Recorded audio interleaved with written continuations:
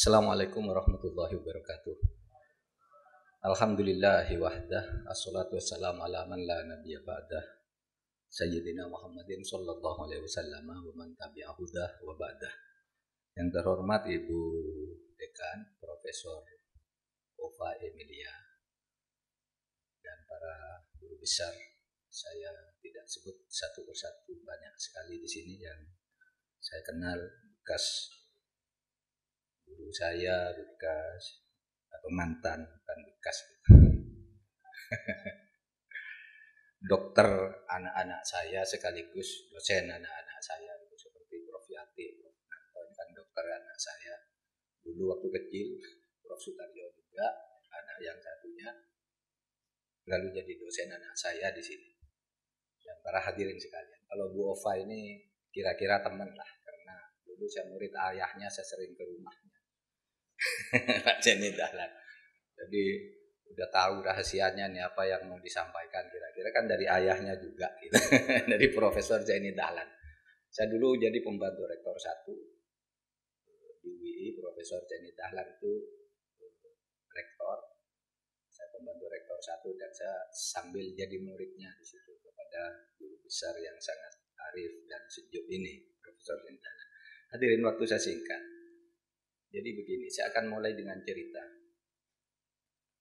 Dulu kalau habis lebaran itu, habis bulan puasa, Kiai Mahdum yang kemudian disebut sekarang ini sebagai Sunan Bonang, itu namanya Mbah Mahdum, itu Kiai Mahdum di Bonang, itu mengumpulkan santri-santri dan tetangga-tetangganya. Lalu dia berkata begini, sederek-sederek, saudara-saudara, gitu. Mari kita berkumpul untuk memurnakan Idul Fitri kita. Idul Fitri itu artinya kembali ke asal kejadian, kembali ke kejadian. Mari kita kumpul. Karena pada hari ini, sesudah kita berpuasa, mungkin volumenya terlalu. Karena pada hari ini sesudah kita berpuasa sebulan, menurut hadis Nabi, kita ini suci kembali. Maka disebut Idul Fitri. Idul Fitri itu artinya kembali suci. Bisa juga dalam bahasa Arab itu perayaan makan. Al-Fitr itu makan. Karena sebulan tidak boleh makan, sekarang perayaan makan. Tapi Idul Fitri juga kembali suci. Menurut Nabi, kalau kita berpuasa dengan benar, suci kita. Man shoma Ramadan imanan wa ihtisaban ghufira lahu ma taqaddama min dhanbi. Diampuni semua dosa kita habis kalau kita berpuasa di bulan Ramadan dengan benar, dengan ihtisab. Tapi kata Sunan Bonang, ada hadis lain bahwa dosa di antara sesama manusia itu tidak akan diampuni oleh Allah sebelum Anda minta maaf kepada yang bersangkutan. Dosa Anda itu habis dengan berpuasa secara baik, selesai. Tapi kalau tidak bermaafan dengan orang yang pernah kamu langgar haknya, yang pernah kamu sakiti hatinya tanpa hak, maka dosamu tidak akan diampuni oleh Allah. Selesaikan dosamu dulu. Itu hadis dari Abu Hurairah yang disampaikan oleh Sunan Bonang. Apa katanya? Suatu hari Nabi berkumpul dengan para sahabatnya begini. Nabi bertanya, atadruna manil muflis? Wahai sahabatku, tahukah engkau siapa itu orang yang bangkrut? Yang pedagang, bisnismen, seperti Pak Nasir misalnya, jawabnya gini. Bisnis bangkrut itu adalah orang yang kehabisan bekal, kehabisan modal, sehingga utangnya lebih besar dari asetnya. Dia kata apa sahabat itu dalam bahasa Arabnya, atadruna manil muflis? Qala al-muflisu fina man la dirham lahu wa la difa. Orang bangkrut itu adalah orang yang kehabisan uang, kehabisan modal, sehingga dia tidak bisa berdagang lagi.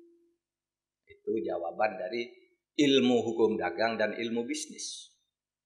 Tapi Nabi mengatakan bukan. Bukan sahabat-sahabatku. Orang yang rugi itu adalah orang yang puasanya baik. Sholatnya baik. Naik haji. Betul. Umroh berkali-kali. Zakat bayar. Dia baik seluruh amalnya. Tetapi dia lupa minta maaf kepada saudaranya yang pernah disakiti hatinya sampai dia meninggal, sehingga nanti di akhirat itu ditagih sampai bangkrut. Gini contohnya, saya contohin di sini aja lebih gampang. Saya misalnya Prof. Jufri. Ini contoh-contoh aja. Prof. Jufri masuk, amalnya bagus lah, mengobati orang gratis. Apa orang miskin ditolong, mahasiswanya diluluskan dengan mudah, itu baik enggak ya kalau diluluskan dengan mudah? Pokoknya baik lah, puasa rajin, sholat rajin. Tiba-tiba sesudah meninggal Allah berfirman, malaikat bawalah Pak Jufri itu ke surga. Dibawa oleh malaikat Ridwan sampai di pintu surga. Datang Bu Ova, malaikat, "Ntar dulu," katanya. "Prof. Jufri ngapain masuk surga?" "Wah, pahalanya banyak dia." "Entar, dia dulu pernah memaki-maki saya di depan orang banyak." Ini hadis Pak, ini hadis. Cuma saya bahasakan dengan bahasa sekarang. Ini pernah maki saya dengan orang banyak. Dia mati tidak minta maaf. Oh, kalau begitu kata malaikat Malik yang mengantarkan itu, ambil pahalanya Pak Jufri itu berikan ke Bu Ova. Itu hadis lah, hadis Abu Hurairah, sahih yang dikatakan oleh Sunan Bonang. Lalu, wah pahalanya masih banyak, masuk ke sana, Pak Jufri ke surga. Ntar dulu kata Pak Taryo, ntar dulu. Ini pernah punya utang ke saya enggak bayar nih. Oh, betul Pak Jufri, iya dulu. Kok enggak bayar? Ya, dia udah banyak uangnya, ngapain dibayar? Oh, tapi kamu dosa. Nih, ambil pahalamu, kasih Pak Taryo. Masuk sudah ke surga, masih banyak pahalanya karena puasanya, sholatnya bagus. Datang Bu Yati lagi, Prof. Yati. Ntar dulu malaikat, Pak Jufri itu, saya dulu gaji saya diambil, dipotong sama dia tanpa hak. Diambil pahalanya Pak Jufri sampai ditagih semua, sampai seluruh pahala yang menjadi bekal masuk surga itu habis. Dipindah oleh Allah.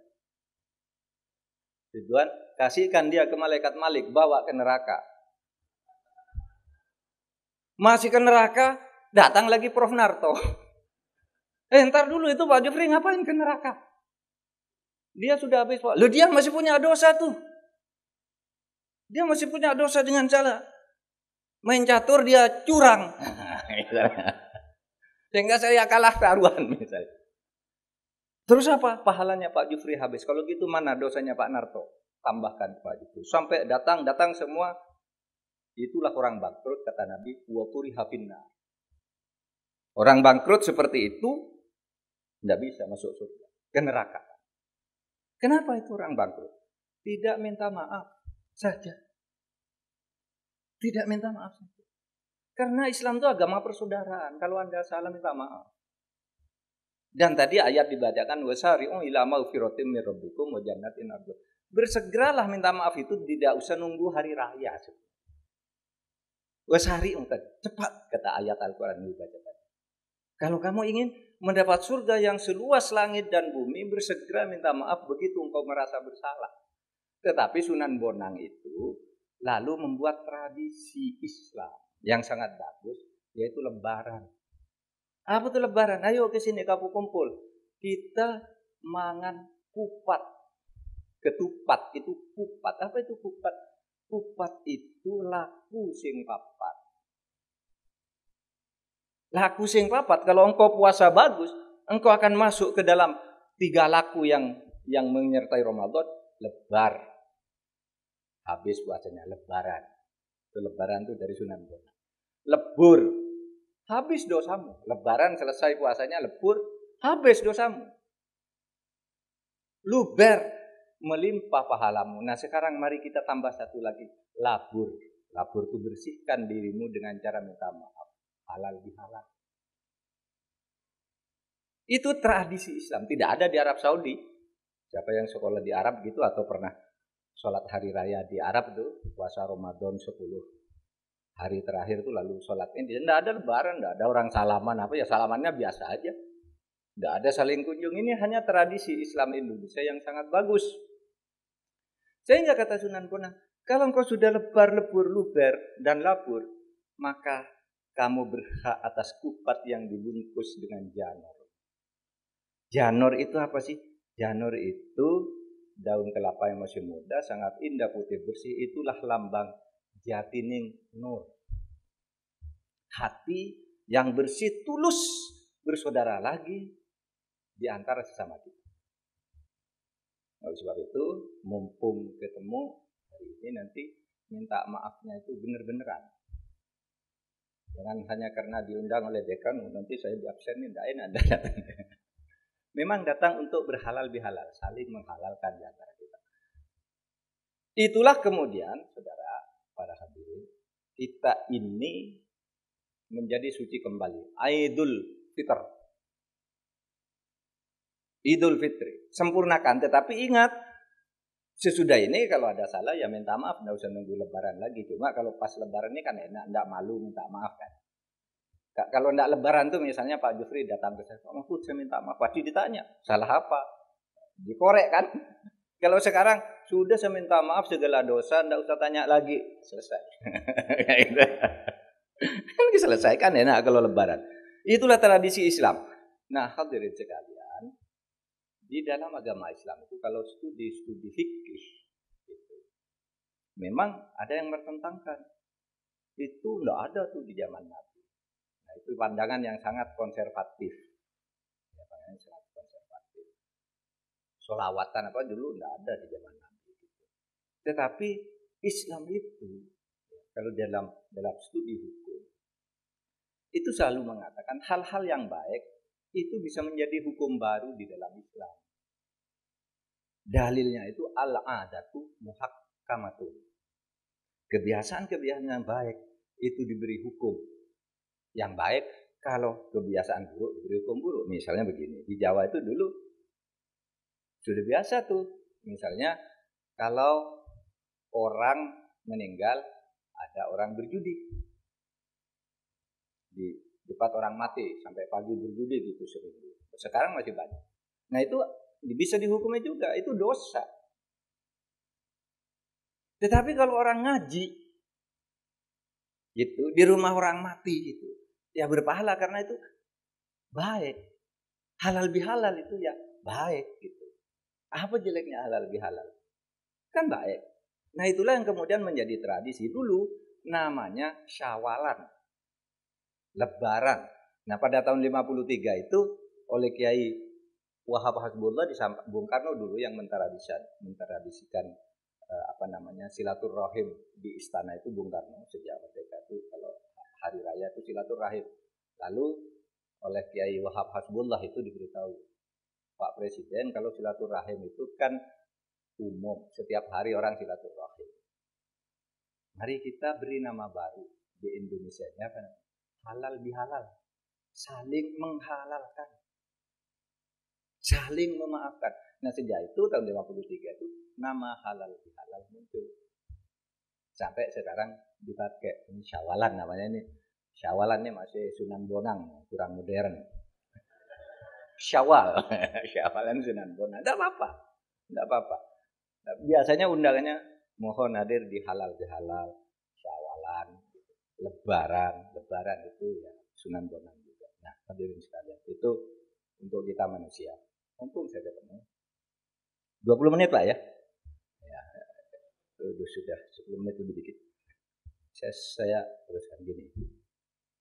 Idul Fitri itu artinya kembali ke asal kejadian. Itu tadi yang saya ceritakan Idul Fitri kalau orang.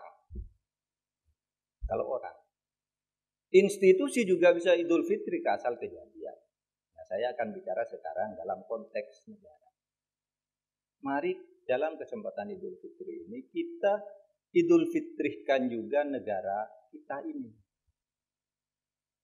Negara Republik Indonesia itu dulu diciptakan untuk apa? Seperti halnya manusia dulu diciptakan untuk apa? Manusia itu diciptakan sebagai makhluk yang selalu beribadah, selalu berbuat baik. Selalu berbuat baik itu manusia. Kalau dalam Al-Quran itu disebutkan tuh di dalam surat Al-Hijr ayat 27 dan seterusnya gini cerita. Laqad khalaqnal insana min solsolim min hama'in masnun. Saya menciptakan orang manusia itu dari segumpal tanah kotor yang kemudian diberi bentuk seperti manusia sekarang ini, ada tangan, ada hidung. Kotor ini. Tetapi ada ayat berikutnya, wa idza sawaituhu wa nafakhtu fihi mir ruhi faqa'u lahu sajidin. Tapi sesudah tanah kotor ini diberi bentuk, saya beri tiup kebaikan, tiup ruh kebaikan. Faqa'u lahu mir ruhi. Tiup ruhullah, ruh kebaikan. Maka manusia menjadi mulia. Manusia itu bukan setan yang terbentuk dari tanah, tapi juga hanya ruh kebaikan yang hanya dari ruhullah. Tapi perpaduan antara tanah dan ruhullah. Nah, disitulah kemudian setiap manusia itu punya potensi. Satu, ingin berbuat jelek karena memang dasarnya dari tanah kotor. Coba Pak, kalau Bapak Ibu itu berkeringat gitu, kan tanah ini sudah digosok, ini kan tanah yang keluar. Nah, ini kan tanah. Nanti mati masuk tanah lagi, baru dengan tanah. Tapi ada yang tidak hilang, yaitu ruhullah, kebaikan. Nah, tugas manusia itu menjadi sutradara untuk memenangkan kebaikan itu. Nah, kalau gagal memenangkan kebaikan, beridul fitrilah, berpuasalah dengan benar. Ibadahlah kepada Allah agar kamu selalu dalam kemenangan ini. Nah, kekalahan-kekalahan di dalam pertempuran itu bisa ditebus di dalam peperangan akhir. Ini pertempuran itu peristiwa-peristiwa insidental. Peperangannya itu intinya kita berperang, nah ditebus di Idul Fitri. Asal kejadian manusia itu suci. Asal kejadian negara Republik Indonesia itu apa? Gini. Hadirin sekalian, kita Idul Fitrikan negara Republik Indonesia ke dalam jati dirinya, yaitu satu negara yang dibentuk sebagai negara kebersamaan. Negara gotong royong, negara yang sangat toleran terhadap perbedaan. Ini penting, karena dalam situasi politik sekarang ini, kalau berbeda gitu lalu dianggap musuh, nggak bisa.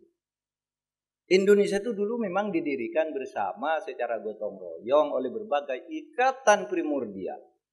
Agamanya beda, sukunya beda. Saya tadi pagi baru ngeritik Pak Normantio, Gatot Normantio, berpidato kemarin kampanye di Medan.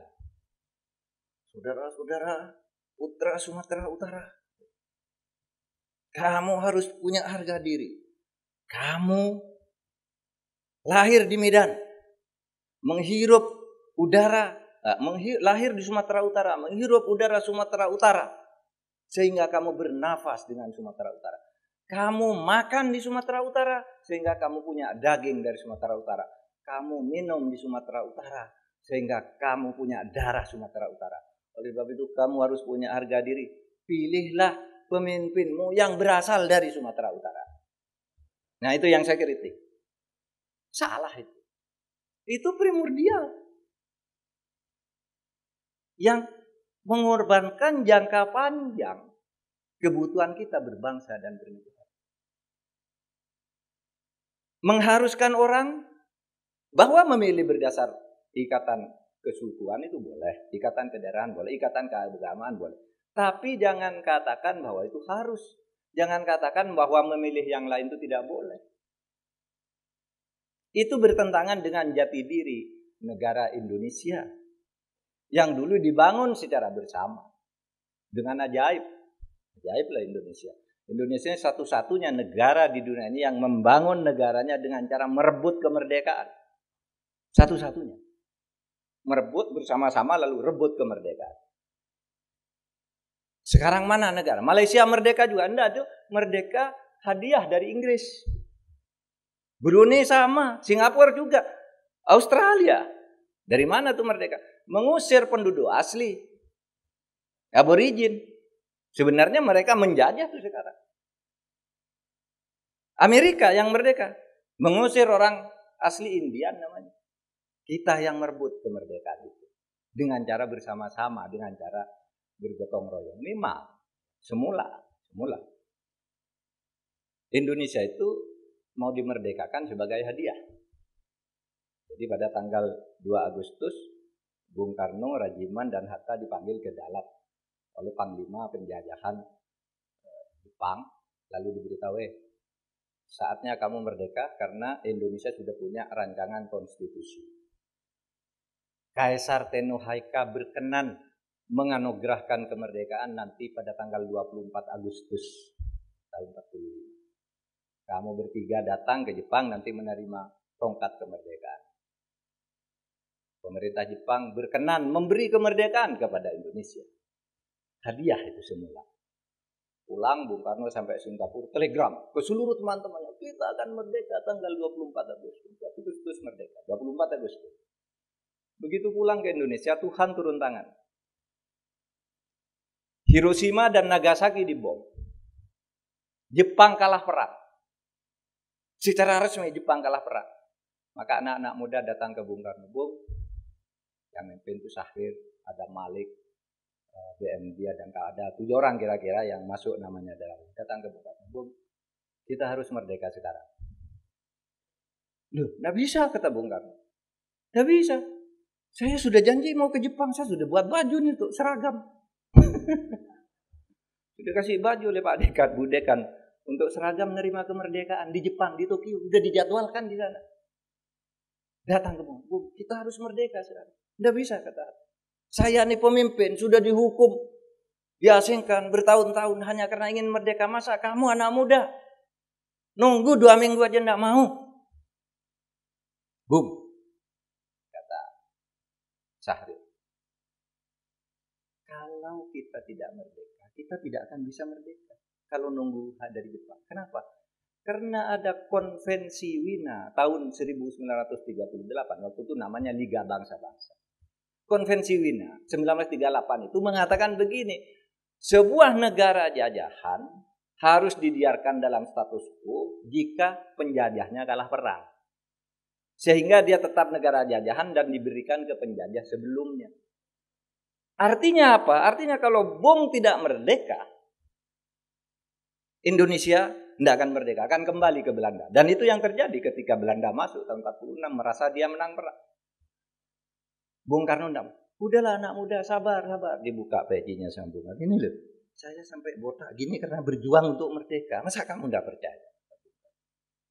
Sampai akhirnya apa? Kalau begitu Bung kami culik. Terjadilah penculikan Bung Karno dan Bung Hatta pada tanggal 16 Agustus. Dibawa ke Rengas Dengklok. Di situ dipaksa dia oleh 7 pemuda itu untuk membacakan kemerdekaan. Hari ini tanggal 16 Agustus, merdeka.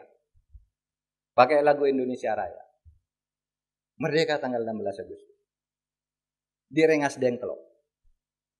Sudah, kata Bung Hatta. Sudah ya, merdeka ya, kata Bung Hatta sama pemuda-pemuda itu. Sudah, ayo saya antar pulang.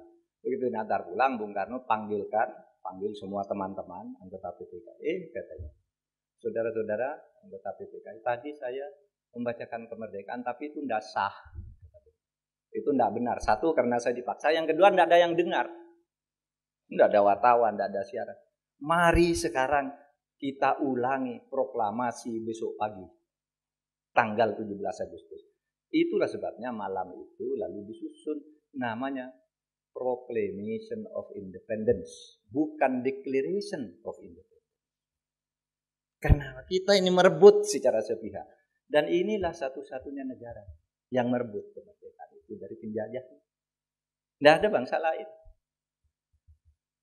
yang merebut-rebut itu. Ada yang melalui perjuangan diplomasi yang panjang baru diberikan. Nah, saudara, ini apa yang ingin saya katakan? Fitrah negara Republik Indonesia adalah fitrah kebersatuan, fitrah Bhinneka Tunggal Ika. Jangan bermusuhan karena rugi. Menurut agama itu rugi kalau engkau bermusuhan tidak menyambung silaturahim. Oleh sebab itu dalam penegakan hukum misalnya Allah mengatakan wa idza hakamtum bainan nas, kalau engkau menegakkan hukum di antara manusia, bukan di antara saudaramu sendiri. Di antara manusia siapapun dia, agama apapun dia harus diperlakukan adil. Kalau engkau ngobati orang, agama apapun dia obati dengan benar. Jangan ditanya agamamu apa, sukumu apa. Obati itu kewajiban. Karena Islam itu agama kemanusiaan dan tidak boleh mendeklarasi mendiskriminasi karena perbedaan. Yang terakhir, begini. Ketika Nabi itu mendirikan negara yang bernama Madinah. Negara Madinah. Mulanya kota itu namanya Yasrib. Nabi hijrah ke sana lalu didirikan negara. Jadi kita namakan ini Madinah apa? Negara yang berperadaban.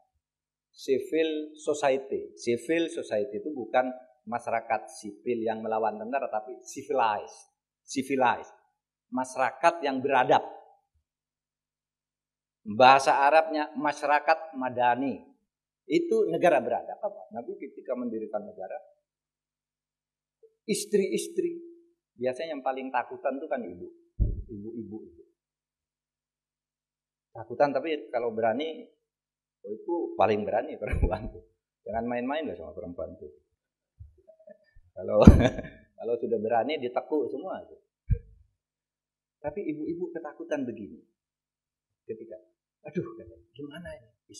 Istrinya orang-orang Kristen, istrinya orang-orang Yahudi, orang Majusi.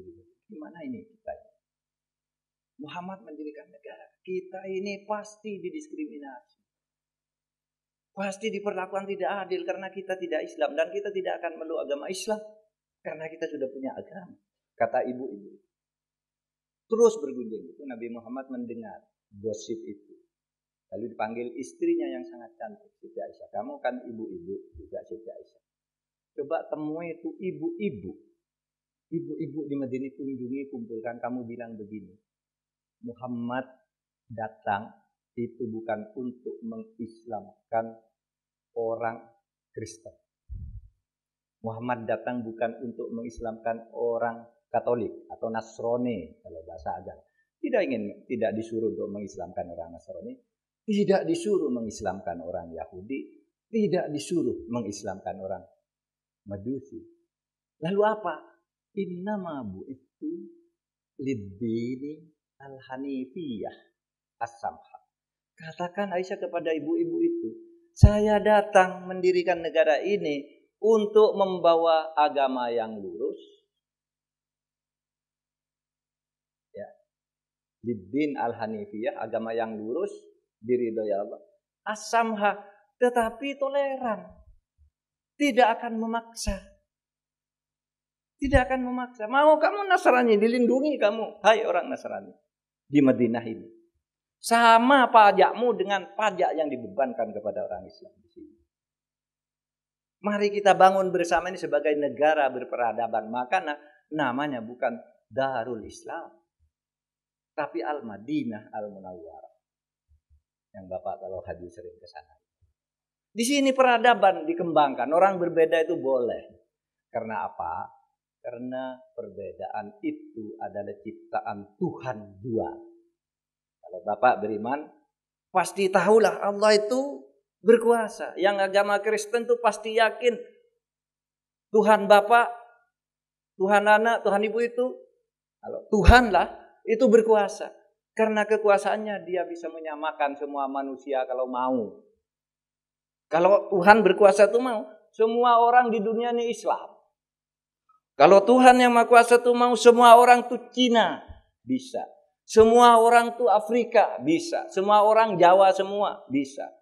Tetapi di dalam kekuasaannya itu Allah tidak menyamakan. Kenapa? Karena Allah yang menghendaki perbedaan itu. Apa benar itu? Ada 3 ayat nanti kalau yang sudah saya baca Al-Quran ini baca nanti di rumah. Surat Al-Maidah ayat 48. Surat Yunus 99. Ya. Surat Hud 118. Apa firman Allah di situ? Firman Allah begini. Saya baca yang surat Al-Maidah.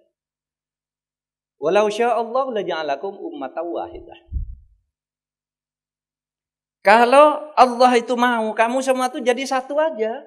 Islam semua. Islam semua. Kalau Allah itu mau. Atau Arab semua kalau Allah itu mau. Atau Cina semua kalau Allah itu mau. Tapi kata Allah, walakin liyabluwakum fima atakum, tapi saya yang tidak mau itu. Itu Allah. Nanti dibuka di surat Al-Maidah.